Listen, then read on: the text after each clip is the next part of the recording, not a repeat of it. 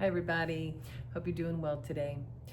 First, I'd like to mention that I've had a friend of mine reach out to me, a friend from childhood. We went to grammar school together, and she expressed some concern about the juice fast and how it's important to have protein and do strength training, especially after menopause.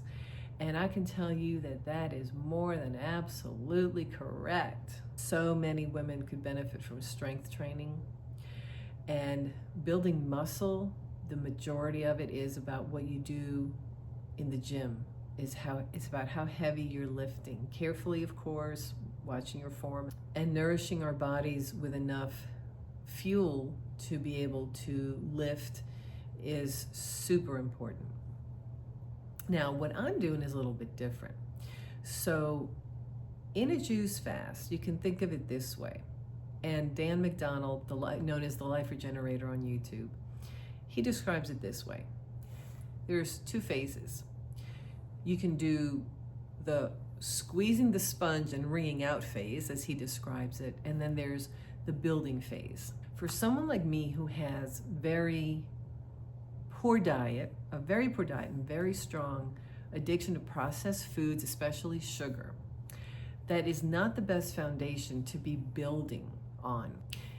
Through this juice fast, my intention is to break the habit loop of going out and going through the grocery store aisles and going to the local fast food place and buying junk food. And it's also to help my body physically release so many of the toxins and probably parasites. I know that sounds weird to people in the United States. People think that parasites are only, for people in third world countries. It could not be further from the truth. I've had friends release parasites on this juice fast. I'm gonna be freaked out if that ever happens to me, but it would be an awesome thing because I'd rather it out than in here, okay? And it is those parasites on the physical level, it's those parasites that are craving the sugar and the processed foods. In our bodies, when we have a history of having these foodstuffs, because they're not food, they're foodstuffs, it makes us sick. It accumulates over time, they make us sick, and then the parasites come to clean out our bodies, and it is their waste and excretion that makes us sick. This is why after holidays, people tend to get sick. I mean, think about it. You start, say, in September with your barbecues, your heavy meats on Labor Day in the United States. Then you have October for Halloween. You have all the gatherings and all the troughs of food for Thanksgiving in November, Christmas in December, New Year's partying. Valentine's Day is all about chocolate. Then we have Easter, all about chocolate and candy. We might have a Mother's Day celebration, could be another barbecue. Then we have July with 4th of July, right? Barbecues and more meat. So throughout almost the entire year, we get so sick, but it comes to a head, I think, right after the holidays. This is why I think in January and February, people get sick and flus and all kind of, they just get a virus. And a virus is parasites coming in to clean out all the gunk that we have ingested. It's our body's way of getting rid of stuff. Some folks will say, our body naturally detoxes itself. You don't have to do a juice fast. You don't have to go get a colonic, or colon hydrotherapy. I would agree with that if we had the diet that maybe some of our great-grandparents had or grandparents had back in the day when food was real food. When people ate real food, the body was able to handle it. But as we get more unnatural with artificial chemicals and dyes and preservatives and substances that make us addicted to food and make us want to keep going back, especially in like the restaurant food, some of the restaurant foods, especially fast foods, I think we need more help than just, our body's just going to detox itself. And I think this is why people have, another reason why people have a lot of health problems. When you clean your body out, that's wringing out the sponge. That's what I'm trying to do with a juice fast. Once that is done, whether I do it my goal is 40 days. I may do it 30, I may do it 28. I've done it 28 days before, and I felt actually quite good. I did it with a different group back in 2015, and this time I'm doing it with a group, so it's guided. And after that, then you focus on rebuilding your gut, your microbiome, and then building your body back up physically.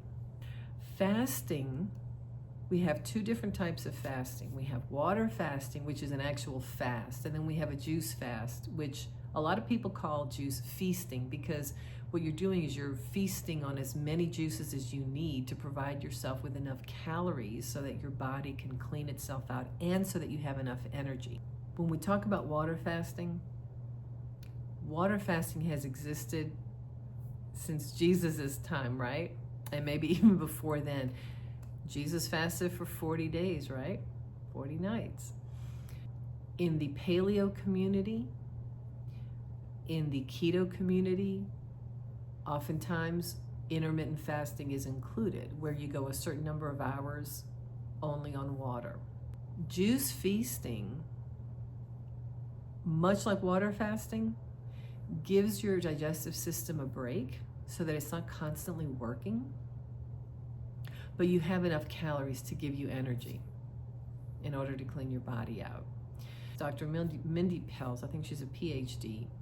She, I think, is a proponent of the keto diet, and she's on YouTube, and she talks a lot about water fasting in a very specific way, and she even mentions this for women, and it's based on your menstrual cycle. How you fast, for how long you fast, is based on where you are in your time of the month. And then after menopause, she has a different plan for women, because we don't have that fluctuation after menopause. So I hope that helps to explain what I'm doing and why. And I have an announcement to make. The first few days of my fast went well. I should be on day 17. I cannot honestly say that, because toward like day number 10 or so, I gave in a little bit to processed food, and then a little bit more, and then a little bit more. And I went back into that habit loop.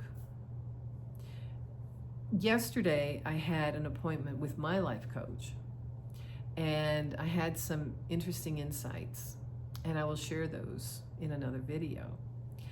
But at this point, I feel like I need to restart my juice fast and really be just honest with myself and with you guys. And this is what food addiction looks like. So if any of you have, maybe you can relate, maybe you have food addiction yourself, maybe you have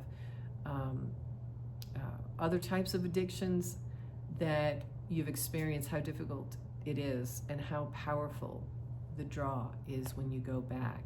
And when you've been off of your substance, whether it's a food substance or another type of substance, they always say that your addiction is doing push-ups while you're free from it.